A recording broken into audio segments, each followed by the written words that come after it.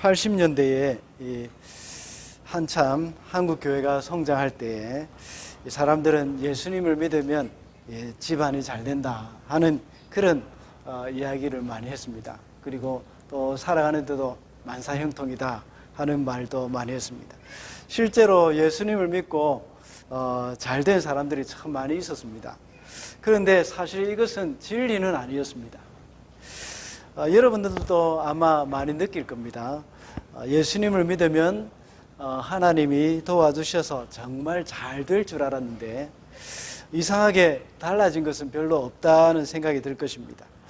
오히려 예수 믿는 신앙 때문에 일이 더 복잡하게 꼬여가고 어려움을 당할 때가 더 많은 것 같습니다. 차라리 신앙생활을 하지 않았더라면 전혀 고민 없이 결정할 수 있었던 그런 문제도 신앙 때문에 하지 말아야 할 것들이 너무나도 많습니다. 이 신앙이 없었다면 양심에 거리끼는 것도 또 별로 눈 찔끔 감고 한번 하고 잊어버리면 되고 그런 일들이 신앙이 없을 때는 할 수 있는 겁니다. 그런데 신앙 때문에 괜히 인생이 더 피곤하게 되어지고 또 좀 거추장스럽고 번거롭게 살고 있다는 생각이 많이 듭니다. 지난번에 제가 말씀드린 H그룹의 이사로 재직하고 있는 저희 제 교회 선배님, 그분도 역시 신앙 때문에 참 어렵게 직장 생활을 했습니다. 신앙이 없었다면 그냥 회식할 때 따라가서 마음껏 먹고 마시고 놀다가 이렇게 할 수도 있는 것이지만 이 신앙 때문에 그렇게 못하는 그런 일들이 참 많이 있었던 겁니다. 이 세상은 성도들이 살아가기에 참 결코 평탄하지만은 않습니다. 속고 속이는 세상, 또 빼앗고 빼앗기는 세상. 이 부자들은 가난한 자들을 어떻게 하면 착취하고 또 어떻게 하면 내가 조금 노력하고 많은 돈을 벌까? 또 힘 있는 사람들은 힘이 없는 사람들에게 참 억울한 일을 당하게 만드는 그런 일도 참 많습니다. 조금이라도 어리숙하게 보이거나 또 소위 사람 좋다고 생각되면 그 사람을 상대로 해서 좀 사기를 치려고 하는 그런 일들도 참 많이 일어납니다. 그래서 사람들은 세상 살아갈 때에 조금도 평안이 없는 겁니다. 속지 않으려고 늘 깨어 있어야 하고 정말 똑똑한 척하고 있어야 되는 겁니다. 아마 여러분이 살아가는 그런 삶을 참 목사인 제가 알지 못하는 것들이 아마 더 많을 것입니다. 여러분이 이 세상을 살아가면서 얼마나 고되고 힘들게 살아가는지 참 제가 아마 다 이해는 못할 수도 있을 겁니다. 그런데 아마 이곳 뉴질랜드는 그래도 그나마 한국보다는 조금 더 나은 환경이 아닐까 하는 그런 생각이 들기도 합니다. 이런 세상을 우리 그리스도인들은 어떻게 살아가야 할까요? 오늘 본문을 가만히 보면 속고 빼앗는 세상에서 하나님께서 참 택한 백성을 어떻게 도우셨는지 우리에게 잘 보여주고 있습니다. 그래서 오늘은 성도의 생애라는 제목으로 말씀을 살펴보면서 야곱의 삶을 통해서 우리가 얻을 수 있는 교훈을 이제 찾아보도록 하겠습니다. 첫째로 성도의 생애는 갈등의 연속입니다. 7절과 8절입니다. 야곱은 너무나 두렵고 걱정이 되어서 자기 일행과 양떼와 소떼와 낙타떼를 두 패로 나누었다. 에서가 와서 한 패를 치면 나머지 한 패라도 피하게 해야겠다는 속셈이었다. 야곱이 너무나 두렵고 걱정이 되었다고 했습니다. 왜 두렵고 걱정이 되었습니까? 이 에서가 자기를 만나러 온다고 이 보고를 받았기 때문입니다. 그냥 만나러 오는 것이 아니라 치러 온다고 말을 합니다. 야곱이 겨우 자기 외삼촌 라반의 그늘에서 벗어나서 고향으로 돌아가는 길이었습니다. 그 외삼촌은 야곱을 몇 번이나 속여서 많은 것을 착취했습니다. 그리고 야곱은 그런 외삼촌 밑에서 어떻게 하면 빼앗기거나 속지 않고 자기의 것을 지킬 수 있을 것인지 온갖 노력을 다하면서 처절한 삶을 살았습니다. 이제 겨우 그런 외삼촌의 그늘에서 좀 벗어나려고 하는데 또 다른 복병을 만나게 된 겁니다. 그의 형 에서와는 좀 부담스러운 만남이 그를 기다리고 있었던 것입니다. 교활한 라반을 극복하고 이제 좀 안심하려고 하는데 이번에는 에서가 기다리고 있는 겁니다. 라반은 비록 약삭빠르게 남을 속이기는 했지만 그나마 합리적으로 이해를 시킬 수 있는 사람이었습니다. 그러나 에서는 다릅니다. 에서는 말이 안 통합니다. 에서는 아무리 말로 이해를 시키려고 해도 자기가 기분이 틀어지면 물불 가리지 않는 그런 사람입니다. 에서는 어쩌면 야곱에게는 라반보다 더 다루기 어려운 사람일 수도 있습니다. 이런 야곱의 모습은 우리 성도의 모습과 그렇게 다를 바가 없을 것입니다. 우리의 삶도 역시 갈등의 연속이라고 할 수 있습니다. 하나님은 이런 갈등을 허락하셔서 하나님의 백성을 연단시키기를 원하십니다. 야곱은 속이는 자였고 사기꾼이었습니다. 그는 형을 속이고 팥죽 한 그릇에 장자의 명분을 빼앗았습니다.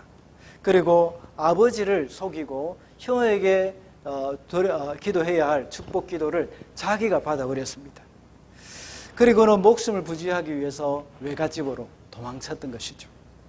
그런데 여기에는 하나님이 준비하신 아주 훌륭한 훈련 조교가 기다리고 있었습니다. 외갓댁에. 거기 가면 정말 편안하게 잘 지낼 줄 알았는데 정말 유격 훈련 못지않은 그 훈련 조교가 그를 기다리고 있었던 겁니다. 바로 라반이었죠. 전에는 야곱이 속이는 자였는데 이제는 그가 속았습니다. 뛰는 놈 위에 나는 놈이 있다는 그 말이죠. 요즘은 나는 놈 위에 또 있습니다. 뭡니까? 속구치는 놈이 있답니다. 참 이렇게 해서 야곱의 속임 당하는 역사는 계속 시작이 되었습니다. 속이는 데 전문인 야곱이 이제 오히려 속임을 당하고 외삼촌에게 노동력을 착취당했습니다. 이 품삯을 10번이나 바꿨다고 했죠. 야곱은 정말 잔머리 이렇게 하면 이 당할 사람이 없는 줄 알았는데 자기보다 훨씬 한 수 높은 사람이 있었던 것입니다. 하나님은 야곱의 이러한 성품을 연단시키기 원하셨던 것입니다. 그래서 20년이란 긴 세월 동안 야곱과 비슷한 사기성이 야곱보다 한 수 높은 라반을 사용하신 것입니다. 야곱은 라반에게 철저하게 속임을 당했던 것입니다. 성질 더러운 사람이 남 성질 더러운 것 못 본다는 말 있지 않습니까? 그래서 두 사람은 항상 마찰이 생기는 것입니다. 결국은 똑같은 사람들끼리 싸우고 또 치고받고 하는 것이죠.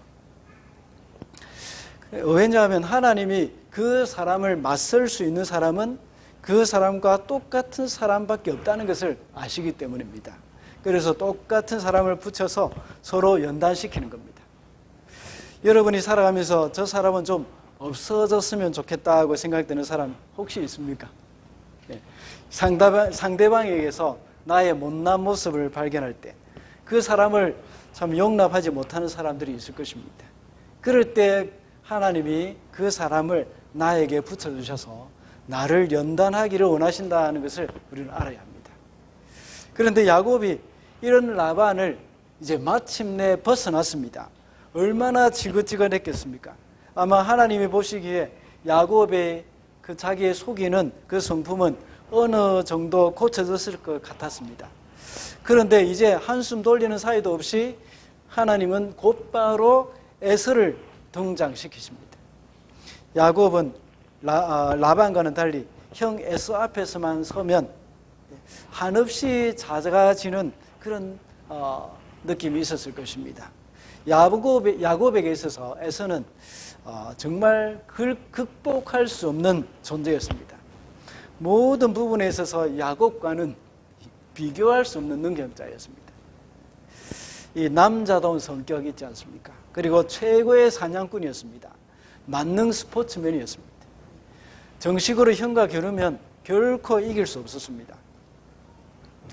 그래서 형을 이기고 싶지만 이길 수 없으니 속임수를 쓸 수밖에 없는 겁니다. 그런데 야곱은 지난 20년간 외삼촌 라반과 함께 있다 보니까 이제는 속임수라는 것은 정말 진절머리가 났을 것입니다. 하나님께서 라반을 통해서 야곱의 속이는 성품을 고쳤지만 형과의 관계는 그대로였습니다. 그 전에 야곱은 형을 속이고 아무렇지도 않게 여겼죠. 그렇지만 하나님은 라반을 통해서 속는 자의 심정을 알게 했습니다. 그래서 하나님은 이번에는 에서와 대면하게 하신 것입니다. 그래서 지금까지 형을 속이고 도망 다니고 피해 다니기만 했던 이제 에서를 마주하게 되어지는 것입니다. 내가 피해를 입었으니 이제는 내가 피해를 준 사람을 대면해라 하는 그런 하나님의 뜻입니다. 이렇게 하여서 야곱은 갈등이 다시 찾아오게 되어졌던 겁니다. 라반을 피했다고 해서 갈등이 끝난 것은 아니었습니다. 하나님은 이렇게 자기 백성을 갈등 속으로 몰아넣으셔서 연단하십니다. 그 연단을 통해서 우리로 하여금 신의 성품에 참여하게 하신다 하고 베드로는 그 베드로전서에서 말씀하고 있습니다. 여기서 말하는 갈등이라는 것은 인간관계에서 나타나는 어려움뿐만 아니라 이 삶의 여러 가지 어려움에도 포함이 됩니다. 오늘 본문에서 야곱은 외삼촌 이 라반과의 갈등은 끝났지만 형 에서와도 역시 해결되지 않은 그 갈등의 문제가 있었습니다.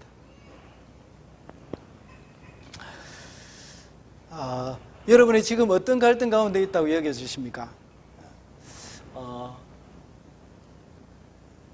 인간관계의 갈등뿐만 아니라 삶의 여러 가지 상황 가운데서 맞이하게 되는 고난도 있을 것입니다.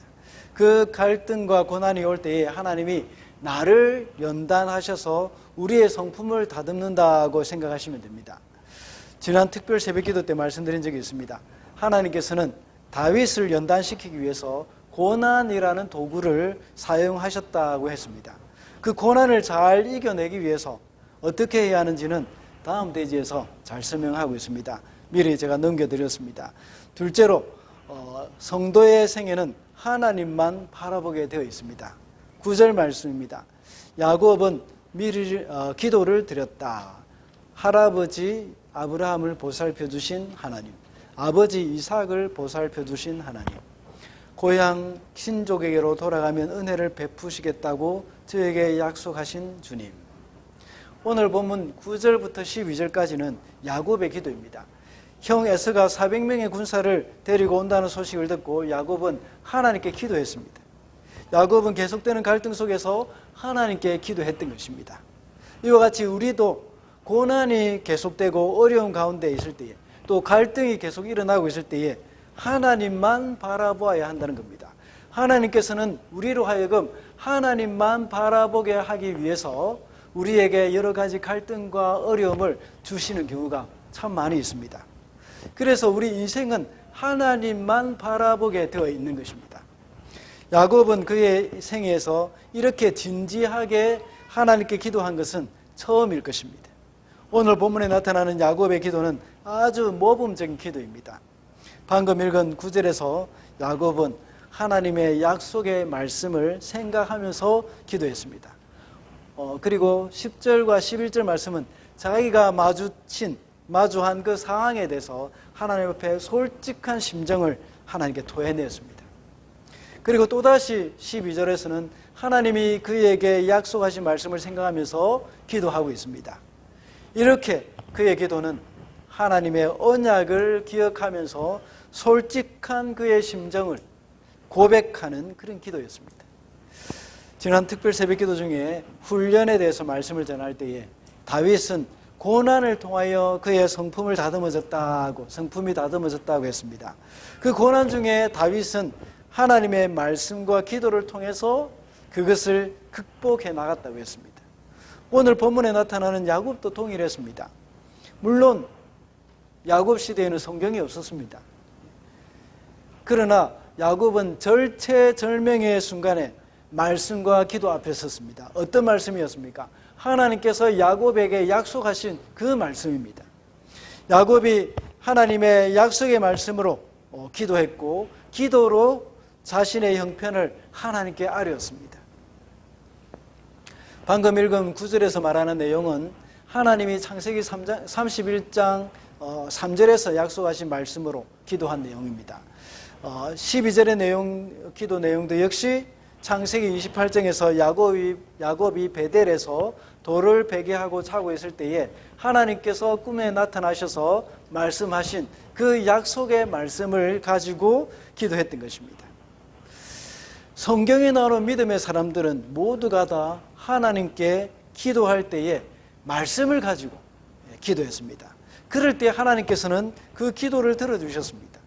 그 대표적인 예가 바로 모세입니다.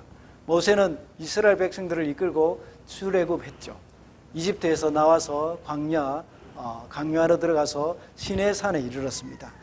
거기서 40일 동안 금식을 하면서 이 하나님을 만나서 하나님으로부터 이제 율법을 받았을 때, 그때 그 기간을 이스라엘 백성들은 기다리지 못하고 거기에서 우상을 만들어 가지고 이 우상에게 절을 하고 정말 광란의 시간을 보낸 사건이 있습니다. 하나님께서 이것을 보시면서 진노하신 것이죠. 그래서 내가 이스라엘 백성들을 다 멸해버리고 멸망시켜버리고 내가 모세 너로부터 시작해서 다시 민족을 일으키겠다 하고 약속하셨습니다. 그때에 모세는 하나님이 하신 약속의 말씀을 가지고 기도했습니다.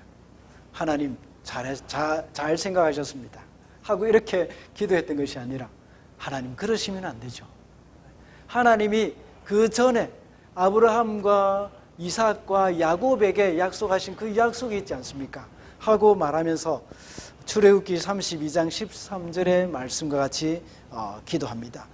주의 종 아브라함과 이삭과 이스라엘을 기억하소서. 주께서 그들을 위하여 주를 가리켜 맹세하여 이르기를, 내가 너희의 자손을 하늘의 별처럼 많게 하고 내가 허락한 이 온 땅을 너희의 자손에게 주어 영원한 기업이 되게 하리라 하셨나이다. 하나님이 아브라함과 이삭과 야곱에게 하신 그 약속하신 말씀, 그것을 기억해 달라고 하면서 기도를 했습니다. 이렇게 성도의 삶 가운데 끊임없는 갈등은 성도로 하여금 하나님만 바라보아야 한다는 것을 교훈하고 있습니다. 어떻게 하면 하나님만 바라볼 수가 있겠습니까? 말씀과 기도로 우리는 하나님만 바라볼 수가 있습니다. 우리는 기도할 때 말씀과 분리할 수 없습니다. 그것을 가리켜 언약적 기도라고 이렇게 말을 합니다. 그래서 우리가 기도할 때에 항상 기도회를 할 때 설교를 먼저 합니다. 새벽 기도회 할 때 설교하는 이유가 하나님의 언약의 말씀을 받고 화답하는 것이 바로 기도이기 때문입니다. 하나님의 약속의 말씀이 우리에게 전해졌으면 그 말씀이 이루어지게 해달라고 기도해야 합니다. 그리고 그 말씀대로 내가 살겠습니다 하고 다짐하면서 기도해야 하는 것입니다. 이것이 바로 하나님과 바른 관계이고 하나님만 바라보는 사람의 모습입니다.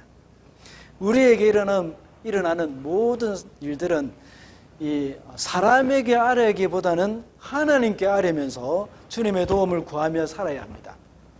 이렇게 하여서 하나님과의 친밀한 생활을 하는 것이 바로 성도에게 가장 큰 복이라는 사실, 우리는 명심해야겠습니다. 하나님만 바라본다고 할 때에 너무나도 막연한 일입니다. 조금 더 구체적으로 말하자면 말씀과 기도에 집중하라는 그런 말입니다. 여러분의 인생 가운데서 갈등이 연속적으로 일어날 때에, 여러 가지 일로 어려움을 당할 때에, 그럴 때 우리는 조용히 하나님 앞에 나아가서 말씀을 읽고 기도에 집중해야 합니다. 그것이 바로 하나님만 바라보는 그런 삶입니다.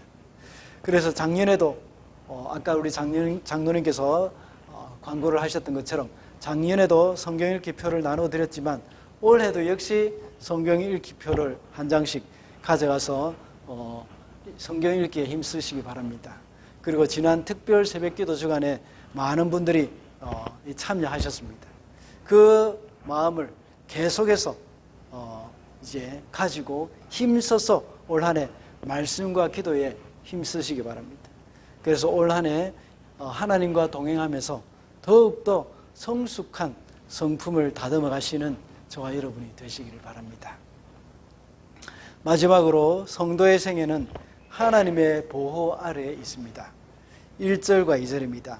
야곱이 길을 떠나서 가는데 하나님의 천사들이 야곱 앞에 나타났다. 야곱이 그들을 알아보고 이곳은 하나님의 진이구나 하면서 그곳 이름을 마하나임이라고 하였다. 앞선 구절 31장에서 라반이 야곱과 그의 가족들을 작별하고 이제 자기 집으로 돌아갔습니다.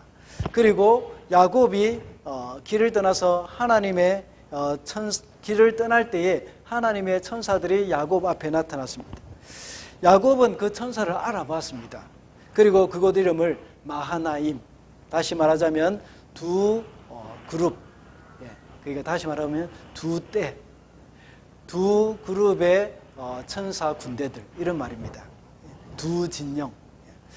이 천사가 이렇게 둘러 있어도 사실은 이것을 볼 수 있는 사람이 있고 볼 수 없는 사람이 있습니다. 엘리사가 살고 있는 도단성에 이 아람 군대가 와서 그 성을 완전히 포위했습니다.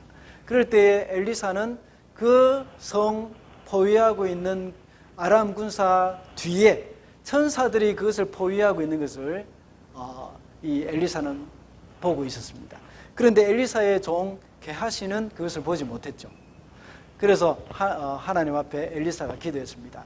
그 눈을 떠서 그것을 보게 해달라고 기도했을 때에 마침내 게하시도 역시 그 천사를 보게 되었습니다. 오늘 본문에서도 역시 하나님은 야곱 앞에 천사들이 두 무리의 군대가 되어서 서 있는 것을 보게 하셨습니다. 그 이유가 무엇이겠습니까? 하나님이 야곱을 보호하고 있으니까 두려워하지 말라는 그런 메시지입니다. 에서가 야곱을 향해서 달려들다고 할지라도 두려워하지 말라는 말씀입니다. 야곱은 이렇게 많은 천사가 자신을 보호하고 있다는 것을 알았습니다. 그런데 나중에 에서가 400명의 군사를 데리고 달려온다는 것을 듣고 그만 이 두려움에 빠지고 말았습니다.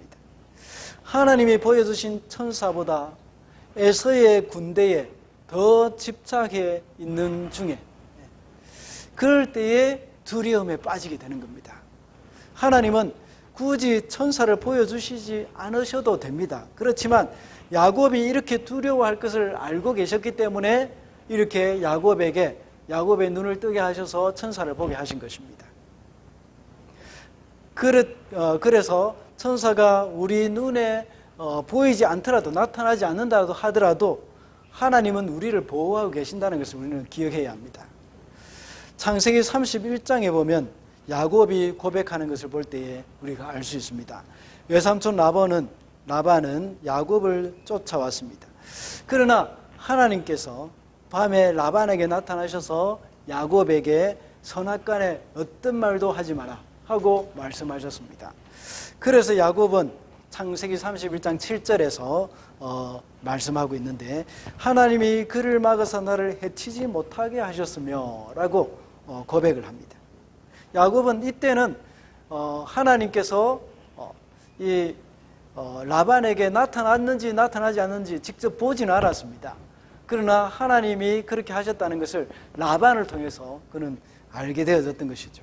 그래서 그가 눈에 보이지 않아도 하나님의 보호하심이 있다는 것이 여기서 증명되어지지 않습니까? 속이고 빼앗는 세상 속에서 하나님이 이 성도의 보호자가 되어지십니다. 우리가 어려움에 닥칠지라도 낙심할 필요가 없는 것은 바로 하나님의 도우심이 있기 때문입니다.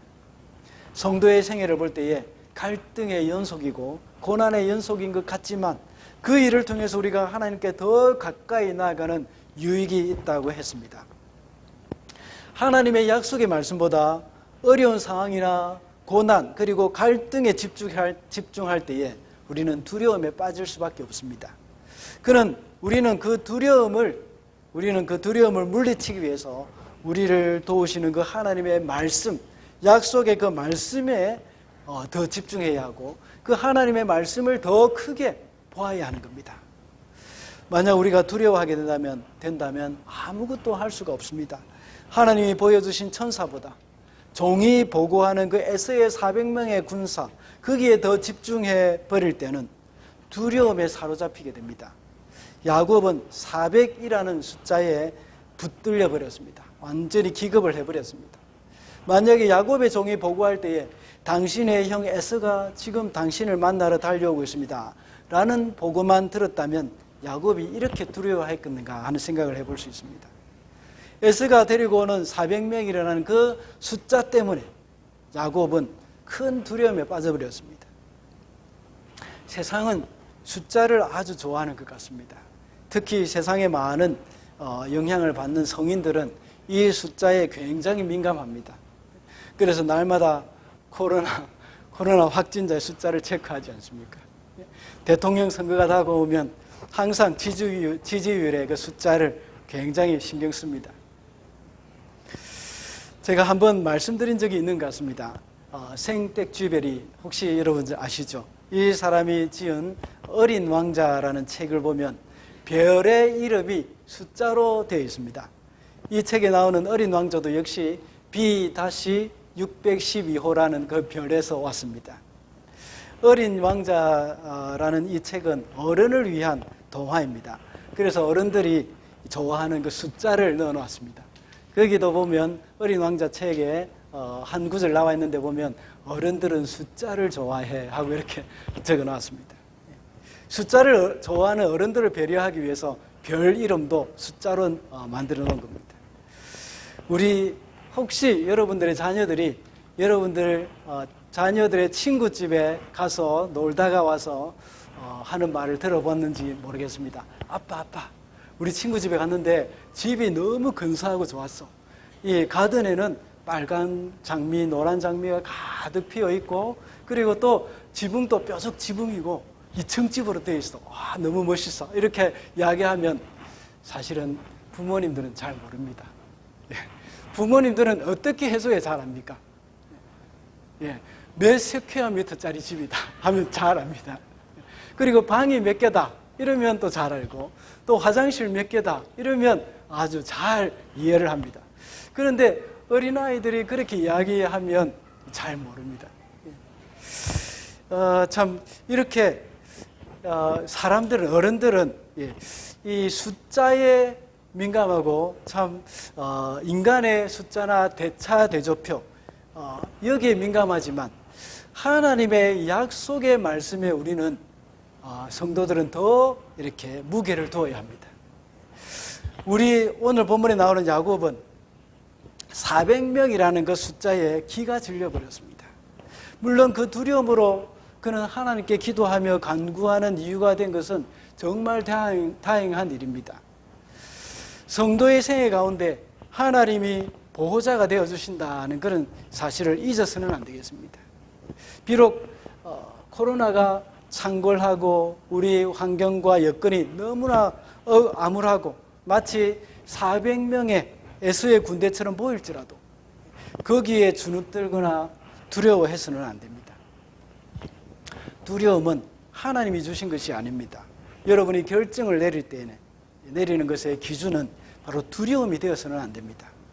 두려움 때문에 어떤 결정을 한다면 그것은 신앙적인 결정이라고 할 수가 없습니다. 우리의 결정은 하나님의 약속의 말씀에 따른 결정이 되어야 합니다. 여러분 기억하셔야 합니다. 하나님이 천사를 보내주신 것은 또 보여주신 것은 야곱으로 하여금 두려워하지 말라고 보여주신 것입니다. 하나님이 보호해 주시기 때문입니다. 이 다음 본문에 보면 그 두려움에 빠진 야곱이 밤새도록 약복강을 건너지 못하고 있는 것을 우리는 보게 됩니다. 이렇게 두려움은 우리로 하여금 움직이지 못하게 하고 아무것도 하지 못하게 만드는 힘이 있습니다. 우리가 두려움을 당할 때, 우리가 부끄러움을 당할 것 같은 그런 두려움, 또 자존심이 상하게 될 것 같은 그런 두려움, 실패할 것 같은 두려움, 이런 것들은 우리로 하여금 하나님의 자녀로서 다음 발걸음을 옮기지 못하게 만드는 겁니다. 새롭게 시작하는 올 한 해 어떤 어려운 가운데서도 하나님의 보호를 확신하면서 살아가시기를 바랍니다. 말씀을 맺겠습니다. 오늘은 성도의 생애라는 제목으로 말씀을 살펴봤습니다. 성도의 생애는 갈등의 연속이라고 했고, 그 갈등 속에 하나님만 바라보며 하나님의 보호하심을 믿으며 두려워하지 말아야 한다고 했습니다. 올 한 해도 살아가는 가운데 우리에게 일어나는 갈등이나 고난을 두려워하지 말고 하나님만 바라보면서 주님의 보호를 믿으며 살아가게 되는 저와 여러분이 되시기를 바랍니다.